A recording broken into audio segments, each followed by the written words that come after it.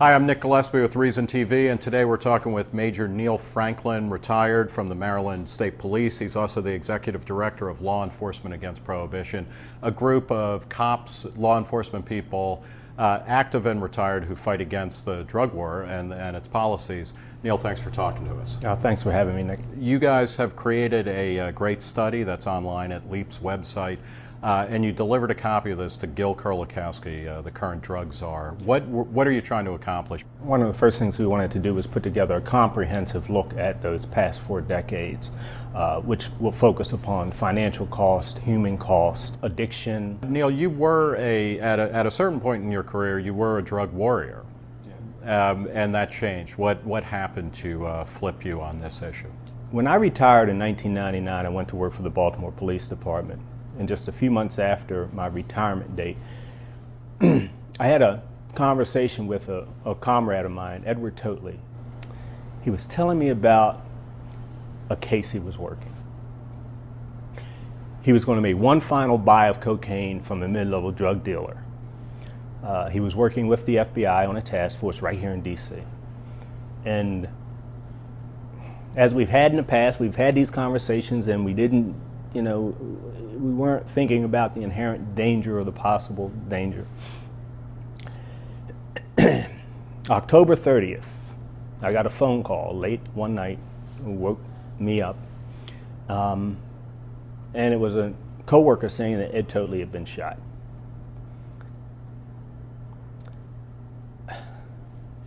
Excuse me. So my wife and I get into the car and we drive down to PG General Hospital, and it's too late. What had happened when the dealer, it had driven the dealer to the location to get the drugs. The dealer came back to the car supposedly with the drugs. And he paused for a moment to extinguish a cigarette, and as soon as he did that, he reached in the car and shot Ed Totley at point blank range in the head. And it was that moment, that night and those weeks after and those months after where I just said, what are we doing? And I started thinking about the other officers that I knew that had died. And just a couple of years after that, more officers in Baltimore City were dying from drug crime. Dealers, the prohibition part.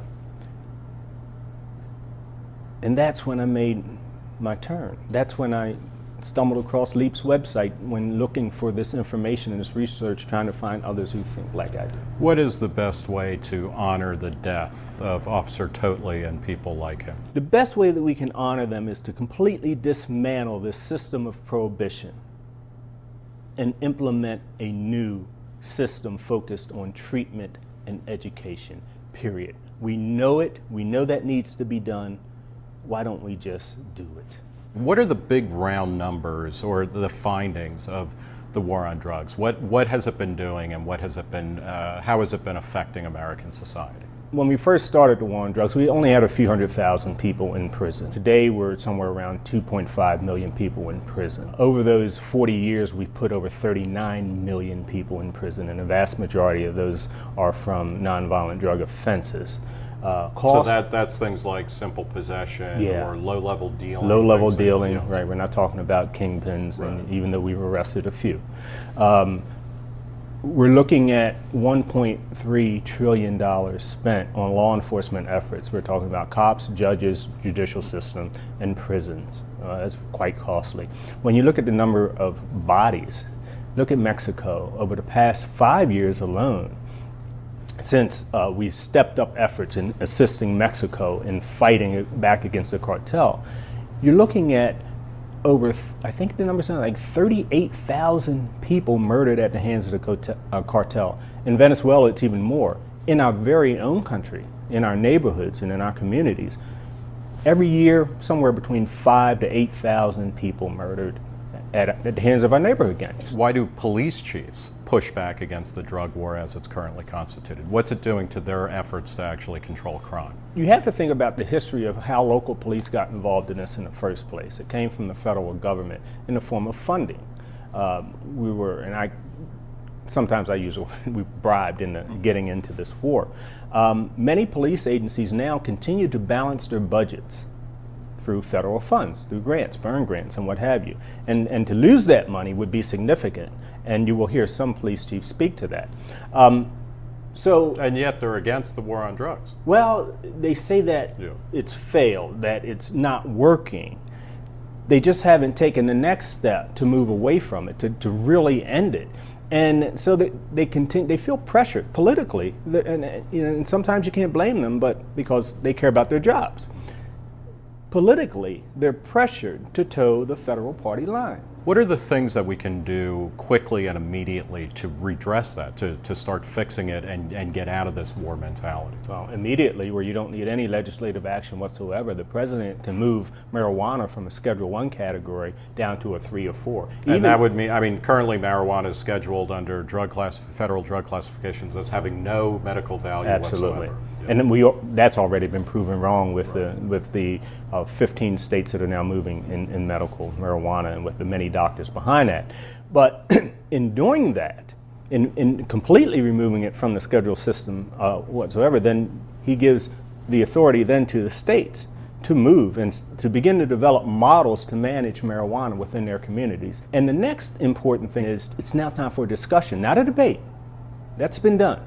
A discussion as to what are the best possible models? How can we manage these dangerous drugs within our communities? We already know that prohibition does not work, so now we have to regulate and control. Let's have the discussion, come up with some solutions. We've also been down this road before. In the 70s, we heard stories that Philip Morris had trademarked names like Acapulco Gold and Maui Wowie, anticipating the legalization of marijuana. Jimmy Carter seemed to be weeks away before a big scandal broke and pulled back from legalizing drugs in any way, shape, or form. Other countries have decriminalized. Portugal has decriminalized drugs. But are we actually at a different stage of the discussion over the drug war? Completely different than back in the 70s for a number of reasons. Number one, we didn't have the data that we have today. Prison numbers, financial numbers, body count, we didn't have those numbers.